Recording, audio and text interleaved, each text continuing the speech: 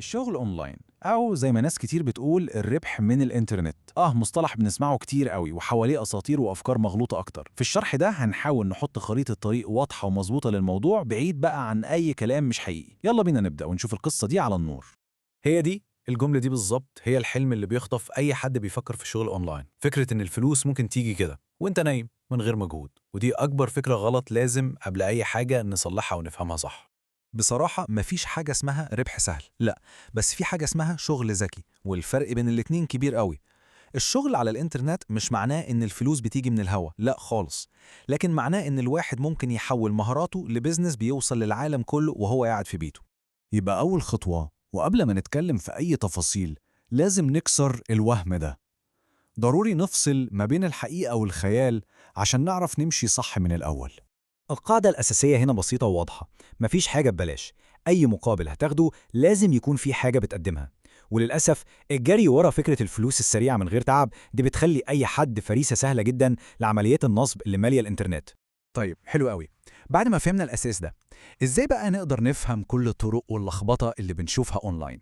الموضوع صدقوني أبسط مما نتخيل. نقدر نقسم كل طرق الشغل على الإنترنت لأربع أقسام رئيسية وواضحة. الأربع أعمدة دول هم: أولاً تقديم الخدمات، ثانياً بيع المنتجات، ثالثاً الإعلانات، ورابعاً هنحط شوية حاجات تانية في قسم لوحده هنسميه أخرى. التقسيمة دي هتخلينا نشوف الصورة كاملة ونفهم كل طريق بيودي على فين. خلينا نبدأ بأول وأوضح عمود: تقديم الخدمات. ده يعتبر أكتر طريق مباشر وسهل أي حد ممكن يبدأ بيه. ليه؟ لأنه ببساطة بيعتمد على تحويل مهارة معينة الواحد بيعرف يعملها لفلوس. والخدمات دي بقى ممكن تكون في مجالات كتيرة جدا، يعني من أول خدمات الفيديو والصوت للتصميم والجرافيكس للكتابة ولحد الإدارة والمساعدة عن بعد، وكل مجال من دول تحته تخصصات أكتر بكتير. يعني في الفيديو والتصميم مثلاً، الشغل ممكن يكون مونتاج، ودي مهارة مطلوبة جدا خصوصاً مع انتشار المحتوى على السوشيال ميديا. أو ممكن يكون موشن جرافيكس، اللي هو تحريك الرسومات، أو حتى تلوين الفيديوهات بشكل احترافي. ده غير بقى تصميم الجرافيكس وترميم الصور القديمة.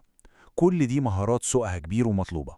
ولو جينا لمجال الكتابة والإدارة، الفرص كمان واسعة جدا، من كتابة المقالات أو الإعلانات اللي بتشد الناس لإدارة صفحات السوشيال ميديا أو حتى تقديم خدمات المساعدة الافتراضية. وده دور مرن قوي بيشمل حاجات زي تنظيم المواعيد ورد على الإيميلات. باختصار، كأنك بتساعد أصحاب المشاريع يركزوا في شغلهم الأساسي. تمام، دلوقتي خلينا نروح للعمودين التاني والتالت: بيع المنتجات والربح من الإعلانات. دول بقى بيعتمدوا أكتر على إن الواحد يكون عنده منصة أو محتوى بيقدمه. المنتجات هنا نوعين: في منتجات رقمية زي الكورسات والكتب الإلكترونية، ودي ميزتها إنك بتعملها مرة واحدة وتبيع عدد لا نهائي. وفي كمان منتجات مادية ملموسة، ودي بتدخلنا في عالم التجارة الإلكترونية والدروب شيبينج. أما بالنسبة للإعلانات فدي تعتبر البنزين اللي بيحرك الإنترنت كله. ممكن تكون إعلانات مباشرة، يعني رعاية أو سبونسورشيب، شركة تدفع لك عشان تتكلم عن منتجها. أو ممكن تكون غير مباشرة، زي إعلانات يوتيوب وجوجل أدسنس اللي بتظهر على المحتوى المجاني اللي كلنا بنشوفه. ودلوقتي وصلنا للعمود الرابع والأخير. القسم ده فيه طرق ممكن تكون حقيقية، لكنها محتاجة حذر شديد جدا جدا، لأن فيها مخاطرة عالية ومفاهيم غلط كتير منتشرة حواليها. هنا بنتكلم عن حاجات زي الفليبينج، اللي هو ببساطة تشتري حاجة بسعر وترجع تبيعها بسعر أعلى، زي ما بيحصل في أسماء المواقع أو الدومينات. وكمان التسويب العمولة، يعني ترشح منتج معين ولو حد اشتراه عن طريق اللينك بتاعك بتاخد نسبة من البيع. وهنا لازم نقف عند نقطة في منتهى الأهمية: التداول. الحقيقة المرة إن 90% من الكلام اللي بيتقال عن التداول هو يا إما حرام شرعاً، يا إما نصب، يا إما في أحسن الظروف هيخليك تخسر فلوسك. وده لأن المجال ده مخاطرته عالية جداً وتقلباته عنيفة ومليان شركات وهمية بتستغل حلم الثراء السريع. النقطة المهمة هنا واللي لازم الكل ياخد باله منها، إن ده من أكتر المجالات اللي الناس بتخسر فيها فلوسها بسبب وهم الربح السريع ده. فالنصيحة هي الحذر الشديد جدا، أو الأفضل الابتعاد تماما والتركيز على بناء مهارة حقيقية مضمونة. طيب بعد كل الكلام ده كله، إيه المفروض تكون أول خطوة؟ يعني لو حد لسه بيبدأ وعايز ياخد أول خطوة عملية على الطريق ده، يعمل إيه؟ الخلاصة كلها في الثلاث خطوات بسيطة. أولاً، اختار طريق واحد بس وركز فيه، بلاش تشتيت. تانياً، اتعلم المهارة اللي الطريق ده محتاجها كويس قوي وبعمق، خليك محترف فيها. وأخيراً ودي الأهم، خليك صبور.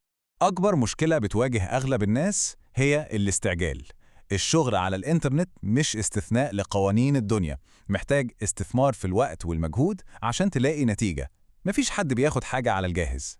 وفي الآخر الفكرة العبقرية في الشغل أونلاين مش إنه فلوس سهلة، لا، عبقريته إنه بيسمح لأي حد يحول مهاراته لبزنس بيوصل للعالم كله وهو قاعد في بيته. عشان كده لازم الأول يكون في مهارة عشان يبقى في شغل وبزنس. ركز على بناء المهارة دي وبعدها الفلوس هي اللي هتيجي تدور عليك.